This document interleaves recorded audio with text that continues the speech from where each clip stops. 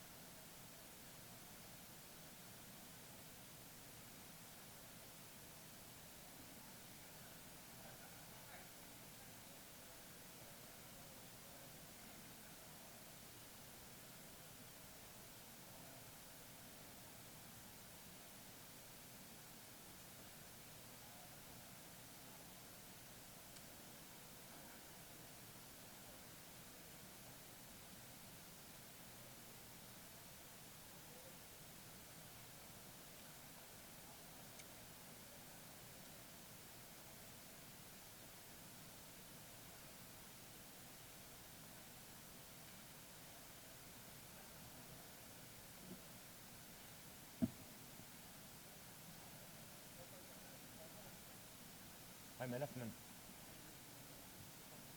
ما عليه خلي يشلونه عشان يكلم. هم بعد عندهم تلفزيون. ادري بس يشلونه يخلص الشيخ. اول واحد الشيخ. ايه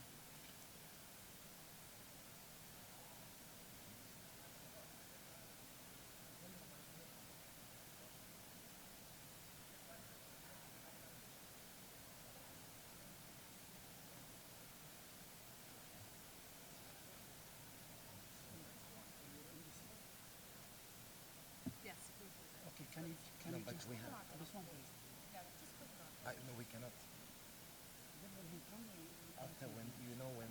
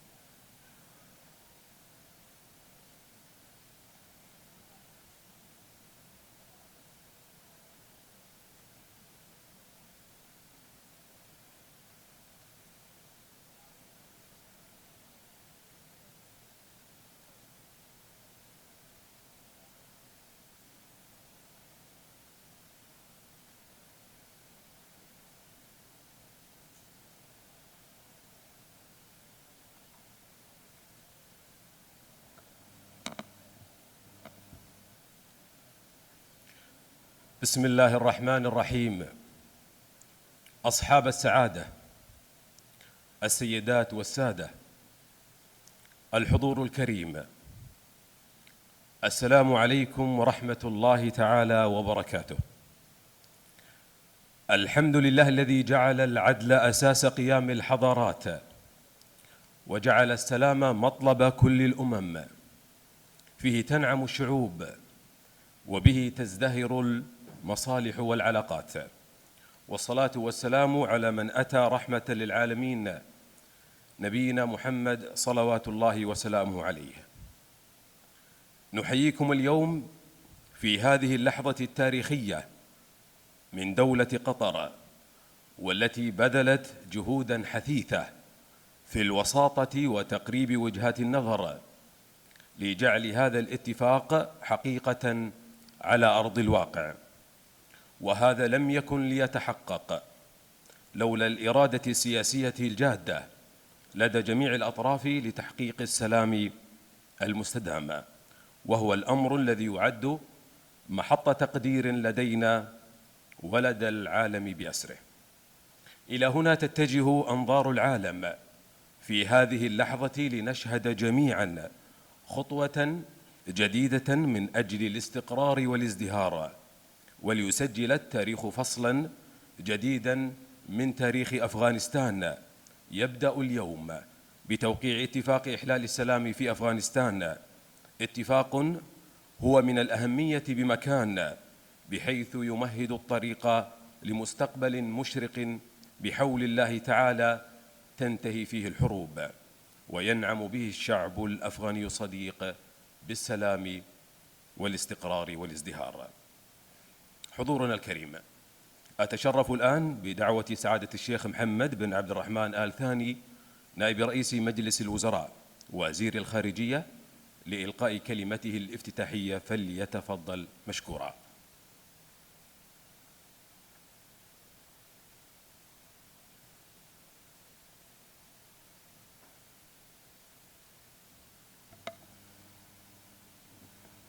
بسم الله الرحمن الرحيم.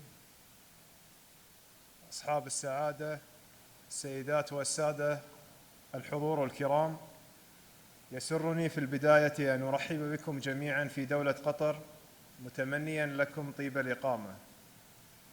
بدءاً وقبل كل شيء نحمد الله تعالى الذي وفقنا وهدانا للتوصل إلى اتفاق يعتبر الخطوة الأولى لطريق السلام الشامل والمستدام، والذي يجب أن يجمع فيه كافة أطياف ومناطق ومكونات المجتمع الأفغاني رجالاً ونساءً لبناء مستقبل الأجيال القادمة في هذا البلد العريق.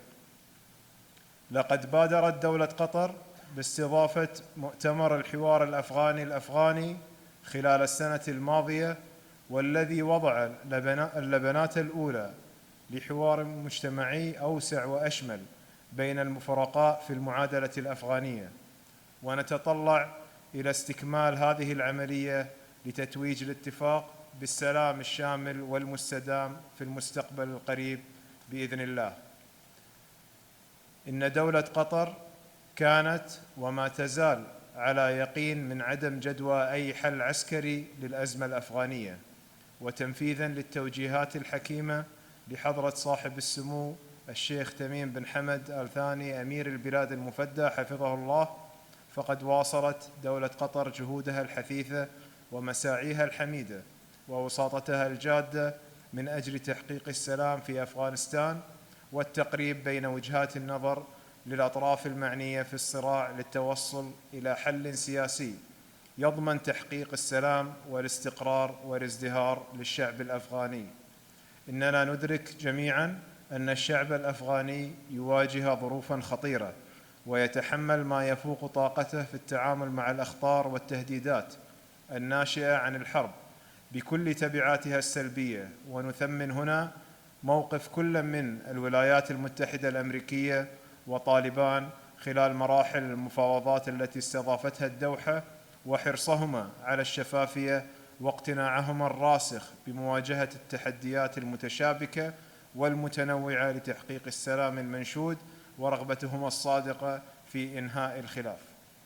وقد تابعنا بتفاؤل كيف أدى وقف عمليات العنف في أفغانستان ابتداء منذ يوم السبت الماضي إلى المحافظة على أرواح بريئة ستكون دون أدنى شك سنداً للسلام المستدام والإعمار المنشود.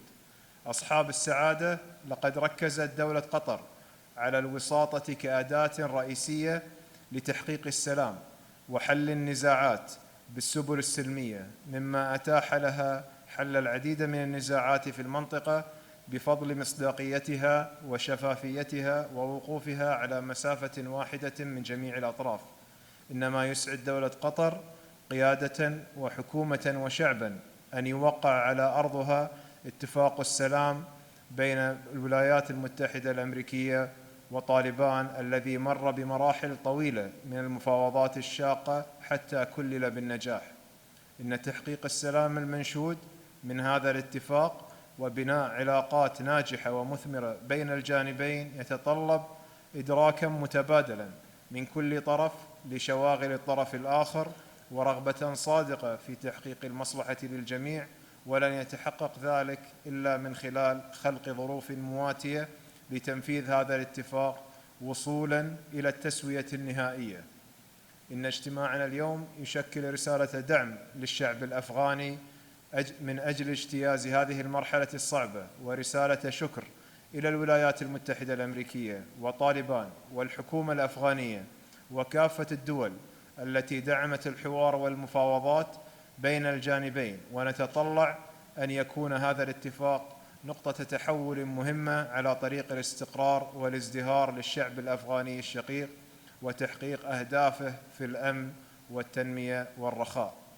أصحاب السعادة، انطلاقاً من إيمان دولة قطر الراسخ بأن استدامة السلام مسؤولية مشتركة للأسرة الدولية، فإننا ندعو المجتمع الدولي إلى بذل كافة الجهود لمواجهة أي تحديات تواجه السلام المنشود في أفغانستان، ونؤكد على أن دولة قطر لن تألو جهداً في مواصلة مشاركتها الفاعلة مع كافة الجهود الدولية والإقليمية في هذا الشأن.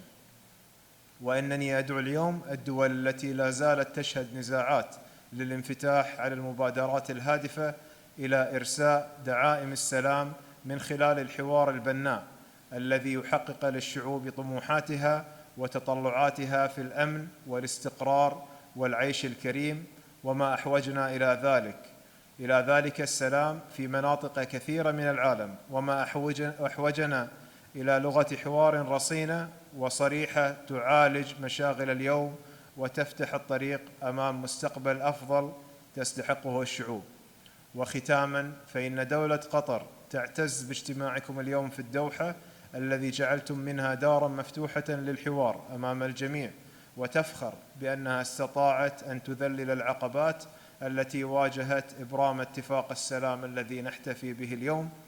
ولا يفوتني في هذا المقام أن أتوجه بالشكر والتقدير إلى جميع القائمين على التنظيم والإعداد المتميز لإنجاح عملية الحوار والمفاوضات وإبرام اتفاق السلام.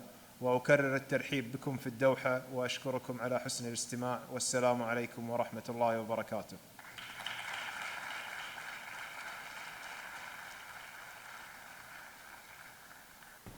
لا هيدا بدي احكي عربي الامسي هلا.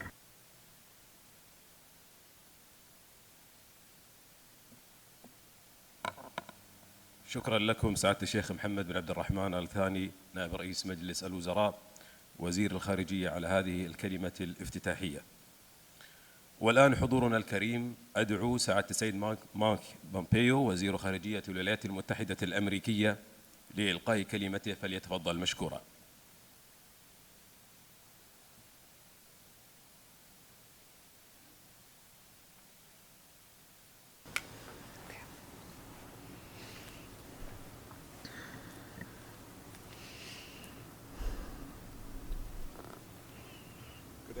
مساء الخير. أود أن أبدأ بالشكر سمو أمير قطر الشيخ تميم على الدور الثمين الذي لعبه في استضافة هذه المحادثات التاريخية. لقد ساعد دعمكم غير المتواني كلا الطرفين على التوصل إلى هذا اليوم الجليل. تحملت الولايات المتحدة والطالبان عقودا من العداوة وانعدام الثقة، وتعثرت المحادثات السابقة، وأصبح هذا الجهد حقيقة للولايات المتحدة فقط عندما أشرت طالبان على اهتمامها بسعي وراء السلام وإنهاء علاقاتها مع المجموعات الإرهابية، وهي أدركت أن الانتصار العسكري غير ممكن. ثم طلبت من السفير خليل زاد أن يكون مفاوضنا الرئيسي لقياس مدى صدق الطالبان. الاتفاقية التي سنوقع عليها اليوم هي اختبار حقيقي لهذا الجهد. سنراقب عن كثب امتثال الطالبان بتعهداتها، وسنربط وتيرة انسحابنا على أساس ما تقوم به. بهذه الطريقة سنتأكد أن أفغانستان لن تعود أبدا كقاعدة للإرهابيين الدوليين. أوضحت عملية تفاوض في الدوحة مع جميع تقلباتها وتطوراتها أنه من الممكن لنا أن نأخذ هذه الخطوة معا. وعلى مدى 7 أيام الماضية وصلت مستويات العنف إلى أدنى نقطة لها في السنوات 4 الماضية، واستجابت القوات الأفغانية إلى التدني في الهجمات من الأعداء عن طريق احترام السلام أيضا. لم يكن ذلك مثاليا، لكن طالبان أوضحت أنه حتى لو كان ذلك لمجرد أسبوع فقط، أنه عندما تتوفر النية في أن تكون سلمية بإمكانها تحقيق ذلك. وقد فرح الشعب الأفغاني بذلك، وتحرك السكان بحرية في البلاد لزيارة الأهل والأصدقاء والتجارة وحتى الرقص في الشوارع. لكن هذه هي مجرد بداية. دعم عملية السلام سيتطلب عملا جاهدا وتضحية من جميع الجهات: الولايات المتحدة والتحالف والطالبان والحكومة الأفغانية وغيرهم من القادة الأفغان والشعب الأفغاني نفسه، للحفاظ على الزخم اللازم للتوصل إلى سلام شامل ودائم. هذه الاتفاقية لن تعني الكثير، والشعور الطيب اليوم لم يدوم ما لم نتخذ إجراءات ملموسة بشأن الالتماسات والموعود المقدمة. وفي نهاية المطاف فإن مستقبل أفغانستان هو للأفغان لكي يرسموه. الاتفاقية بين الولايات المتحدة والطالبان تخلق الظروف المواتية لتحقيق ذلك، وإليكم الخطوات التي نرى أنه يتوجب على الطالبان اتخاذها لإنجاح هذه الاتفاقية. أولاً، عليكم أن تحافظوا على تعهدكم بقطع العلاقات مع القاعدة وغيرها من الإرهابيين. استمروا أيضاً في قتال داعش، ورحبوا بتخفيف معاناة جميع المواطنين الأفغان رجالاً ونساء في المناطق الحضرية والريفية نتيجة لتحقيق التخفيف الكبير في العنف. سيتسبب التصعيد الكبير في العنف في خلق الظروف للفشل، وهذا سيتسبب في الفشل. يستحق جميع الأفغان العيش والازدهار دون خوف. اجلسوا مع الحكومة الأفغانية وغيرهم من القادة السياسيين الأفغان والمجتمع المدني واشرعوا في محادثات لرسم خريطة طريق سياسية لبلدكم. تحلوا بالصبر حتى عند شعوركم بالإحباط. احترموا التعددية الثرية في بلدكم وافتحوا المجال لجميع الآراء. لقد فشلت الحكومات الأفغانية السابقة لأنها لم تكن شمولية بما فيه الكفاية. أفغانستان عام 2020 هي ليست أفغانستان عام 2001. احتضنوا التقدم التاريخي لصالح النساء والفتيات وأسسوا عليه لصالح جميع الأفغان. يجب أن يستلهم مستقبل أفغانستان من القدرات التي وهبها الله تعالى إلى كل إنسان. إذا ما اتخذتم هذه الخطوات واستمريتم في هذا الطريق وفي التزامكم بالمفاوضات مع الحكومة الأفغانية، فنحن وشركاء الأفغان وسائر المجتمع الدولي سنقف مستعدين لمبادلتكم بالمثل. أعرف أن هنالك إغراء لإعلان النصر، ولكن يمكن تحقيق النصر للأفغان فقط عندما يعيشون في سلام وازدهار.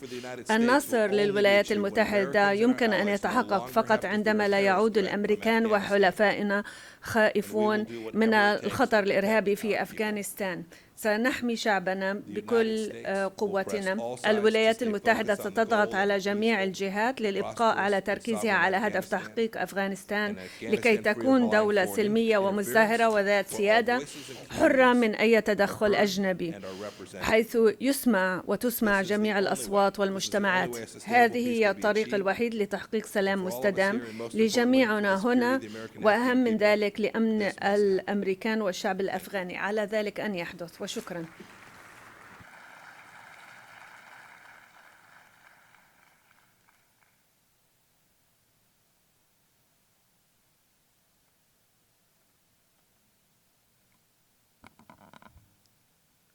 شكرا جزيلا سعادة السيد مارك بومبيو. والآن الحضور الكريم أدعو الملا عبد الغني برادر لإلقاء كلمته، فليتفضل مشكورا.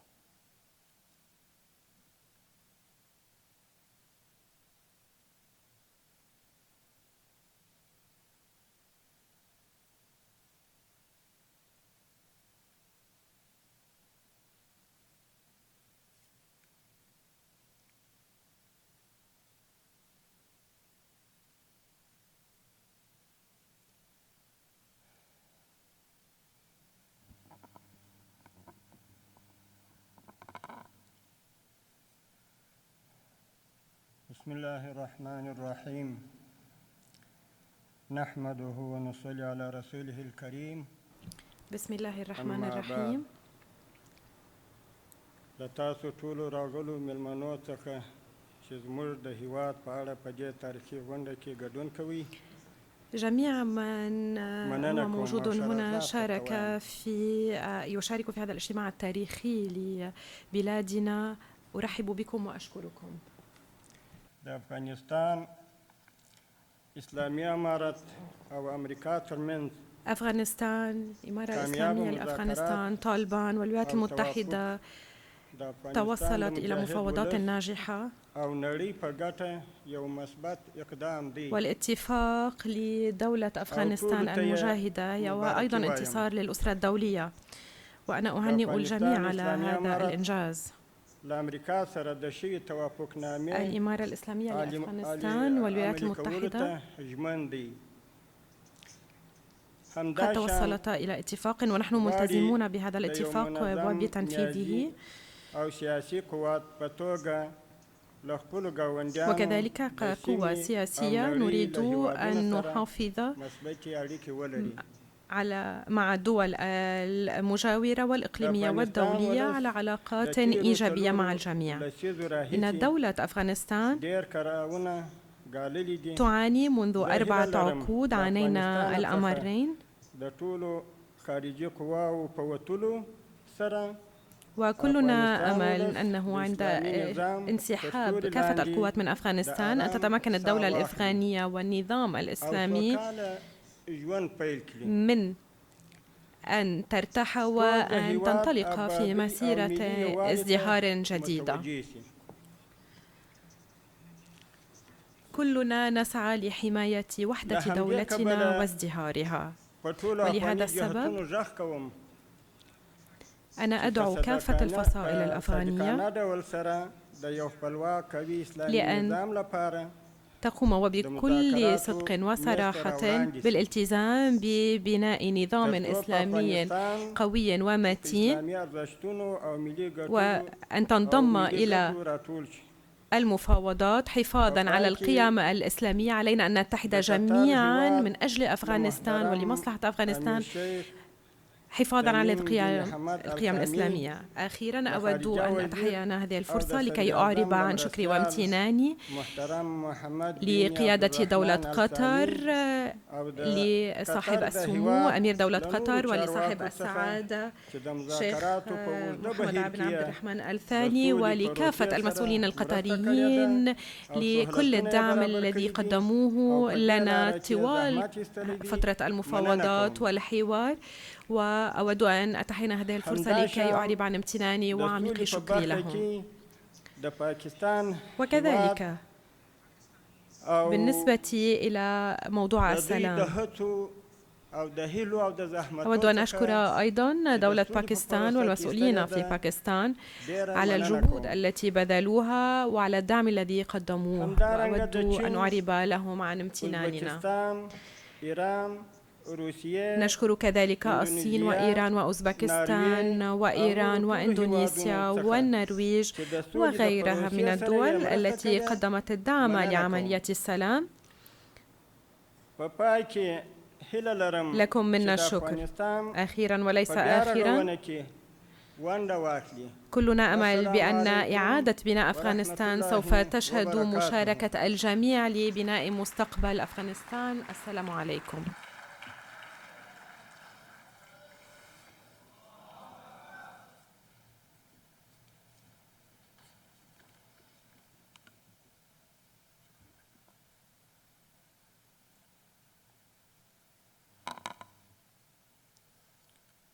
الملا عبد الغني برادر، شكرا جزيلا لك. أما الآن فيسرني دعوة سعادة السيد زلماي خليلزاد والملا عبد الغني برادر لتوقيع الاتفاق، ونرجو منكم حضورنا الكريم التزام مقاعدكم حتى تنتهي مراسم توقيع هذا الاتفاق.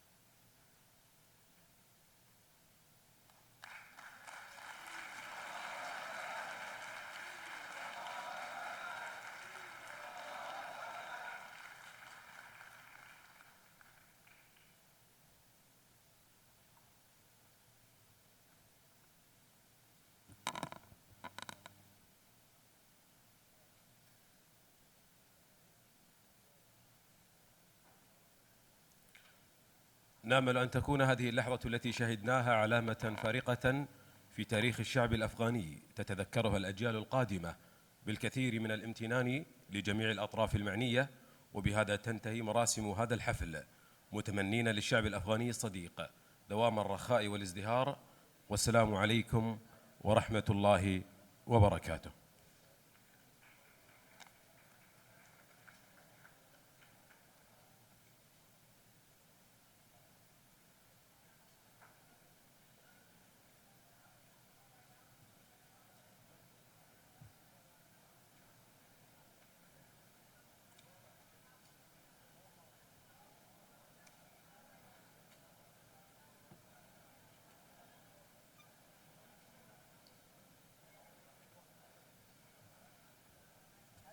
Thank you.